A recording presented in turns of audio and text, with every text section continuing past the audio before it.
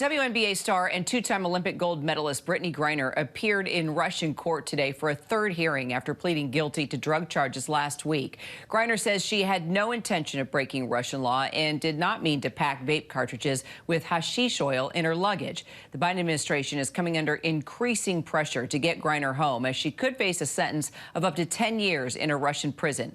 White House correspondent Mary Alice Parks joining me now. So, Mary Alice, is Biden at all concerned about the outcome here with a guilty plea from Griner? The administration is completely concerned. They're concerned that she's not getting a fair trial. They don't expect justice in a Russian court. They're worried this is all just a bit of a sham trial. They've said that she's been wrongfully detained, and they're doing everything they can to try to bring her home, they say, sort of beyond the scope of this trial. I'm not sure whether they're concerned specifically about that guilty plea. That was seemed to be done in coordination with her Russian attorneys, part of a strategy for her to sort of take the blame here, say she's sorry, say that, like you said, it was inadvertent, that she didn't mean to. Clearly, that sort of legal strategy, they're hoping that they can rely on her sort of celebrity status, how well known and how well liked she is, that this was such an insignificant amount that she's being accused of carrying, and that she's sort of saying that she didn't mean to, and this was an accident. So we know that Griner could testify tomorrow, right? And has been communicating with some U.S. officials and sending a letter to the president? Right. We had that communication. She sent that letter to the president. We know earlier this month, her team releasing some bits of that letter where she talked about just how scared she was about whether she could really end up in a Russian prison for years, whether her freedom would be lost. We do know that some people did testify in court today on her behalf, some Russian officials. The head of the Russian basketball team where she's been playing, who called her an outstanding player, said that she was traveling back and forth. She felt confident at the time that she would be able to travel back and forth. A second witness, who was apparently the team doctor, who testified that she had never tested positive for any kind of doping when she was playing, and a Russian teammate who said that she was a wonderful player and a leader on the team.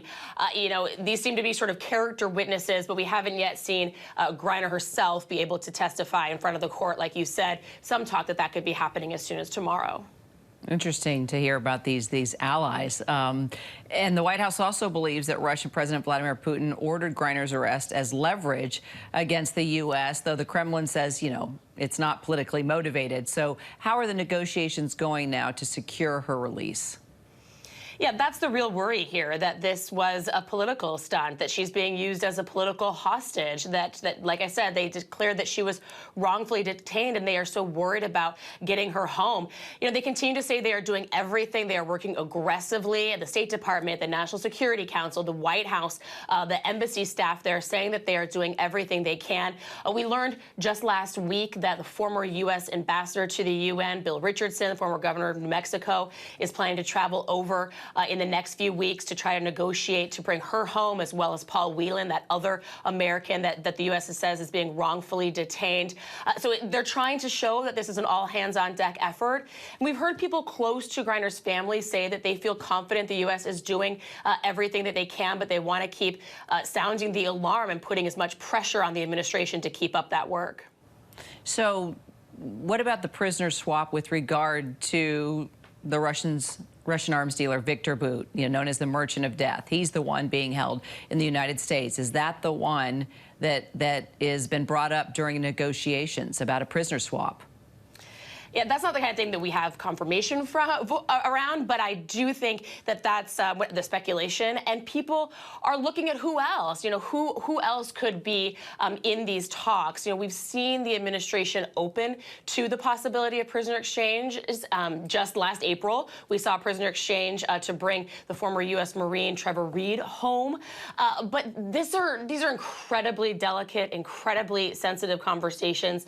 Any possibility of a prisoner exchange is just some of the highest and toughest diplomacy that the U.S. would engage with. And of course, it sets really tricky precedent. I mean, the United States is always worried about other Americans abroad. Any concern that other regimes could scoop up an American, could kidnap an American with the hope of holding them hostage and getting some kind of exchange. All right, we'll continue to follow it. Mary Alice Parks, thanks so much. Hi, everyone. George Stephanopoulos here. Thanks for checking out the ABC News YouTube channel. If you'd like to get more videos, show highlights, and watch live event coverage, click on the right over here to subscribe to our channel. And don't forget to download the ABC News app for breaking news alerts. Thanks for watching.